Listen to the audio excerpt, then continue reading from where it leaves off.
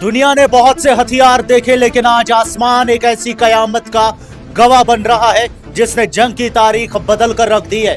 ये कोई मामूली मशीन नहीं, ये ईरान की गैरत का निशान है। इसे दुनिया शाहिद 136 द विटनेस कहती है, वो गवाह जो दुश्मन की मौत का पैगाम लिखता है। जब ये ड्रोन हवा में बुलंद होता है तो ये सिर्फ एक परिंदा नहीं होता, बल्कि दुश्मन की नींदों को हराम करने वाला एक शोला होता है। आज के दौर में जब बड़े बड़े मुल्क अपने अरबों डॉलर के दिफाई निजाम पर फख्र करते हैं, ईरान के इस छोटे से मगर मुहलिका ड्रोन ने उन तमाम दावों को मिट्टी में मिला दिया है।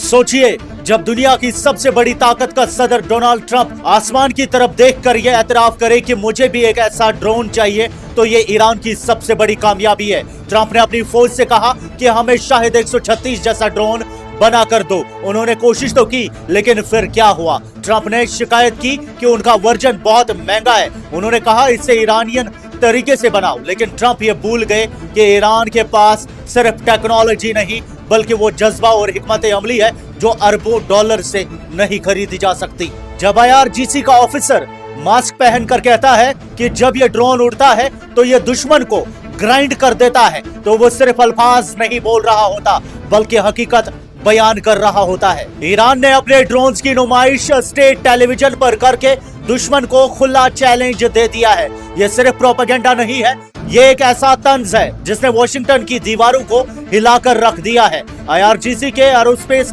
ऑफिसर्स ने डोनाल्ड ट्रंप को सीधा मुखातिब करते हुए कहा कि हमने ये रेस जीत ली है। जब शाहिद 129 और 91 सामने आते हैं तो उनकी 16 मीटर की विंग स्पैन दुश्मन के दिल में दहशत पैदा कर देती है। ये ड्रोन सिर्फ सर्विलेंस के लिए नहीं, बल्कि 4 स्मार्ट बॉम्ब्स लेकर उड़ते हैं जो निशाने को राख बना देने की सलाहियत रखते हैं। पेंटागन की पूरी नेवल डॉक्ट्राइन सिर्फ एक कहानी पर टिकी हुई है, एजिस सिस्टम। उनका ख्याल है कि स्पाइस 6 रेडार्स और स्टैंडर्ड 3 मिसाइल्स ने उनके कैरियर्स के गिर्द एक इम्पेनिट्रेबल आयरन डोम बना दिया है। लेकिन ईरान ने उन्हें याद दिलाया कि मॉडर्न वॉरफेयर में फिजिक्स किसी से समझौता नहीं करती। ईरान का नया फतेह हाइपरसोनिक मिसाइल मैक 13 की रफ्तार से आसमान को चीरते हुए आता है। जब कोई चीज मैक 13 पर होती है और हर सेकंड अपनी ट्रैजेक्टरी बदलती रहती है, तो दुश्मन के सुपर कंप्यूटर्स कंप्यूटेशनल पैरालिसिस का शिकार हो जाते हैं। उनका फायर कंट्रोल सिस्टम ओवरफ्लो हो जाता है, क्योंकि वो इस कदर तेज रफ्तार चीज को परस्यू नहीं कर सकते। असली नाइटमेयर मैथमेटिक्स में छुपा हुआ है। एक US डिस्ट्रॉयर के पास बहुत लिमिटेड मैगजीन होती है। ईरान की हिकमत अमली सिंपल है, सैचुरेशन अटैक। जब सैकड़ों सस्ते ड्रोन्स और बड़ी मिसाइल्स एक साथ लॉन्च होंगे तो दुश्मन को हर निशाने पर $20 मिलियन का म्यूनिशन खर्च करना पड़ेगा। कुछ ही मिनटों में दुश्मन की मैगजीन खाली हो जाएगी और फिर वो $10 बिलियन का अजीम और शान एयरक्राफ्ट कैरियर एक बेबस और डिफेंसलेस टारगेट बनकर रह जाएगा। एयरक्राफ्ट कैरियर्स अब हंटर्स नहीं रहे, बल्कि वो स्लो मूविंग टारगेट्स बन चुके हैं जो खुद चलकर कयामत के मुंह में आ चुके हैं। ईरान ने यह जंग कैलकुलेटर पर फायरिंग शुरू होने से पहले ही जीत ली है। डोनाल्ड ट्रंप कहते हैं कि उन्होंने 837 हैंगिंग्स रुकवा दी। वो कहते हैं कि अगर तुमने उन्हें लटकाया तो हम तुम्हें इतनी जोर से मारेंगे कि तुमने सोचा भी नहीं होगा। लेकिन ईरान के लिए यह सिर्फ गीदड़ बबकियां है। ट्रंप ने USS अब्राहम लिंकन को मिडिल ईस्ट भेजा है, उन्होंने आर्मडा की बातें की है, लेकिन ईरान का जवाब फतेह मिसाइल की फुटेज है जो दिखाती है कि यह कैरियर 2 टुकड़ों में तकसीम हो सकती है।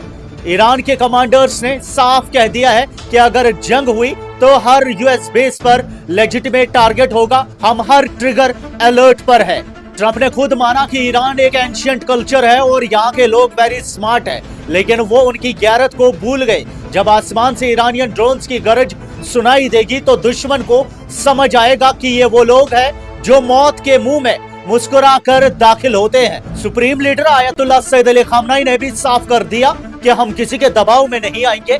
अगर हम पर हमला हुआ तो ये ऑल आउट वॉर होगी और हम हार्डेस्ट वे पॉसिबल में जवाब देंगे। दुश्मन को मिसकैलकुलेशन से बचना चाहिए, क्योंकि आसमान अब सिर्फ ईरान के परिंदों का है।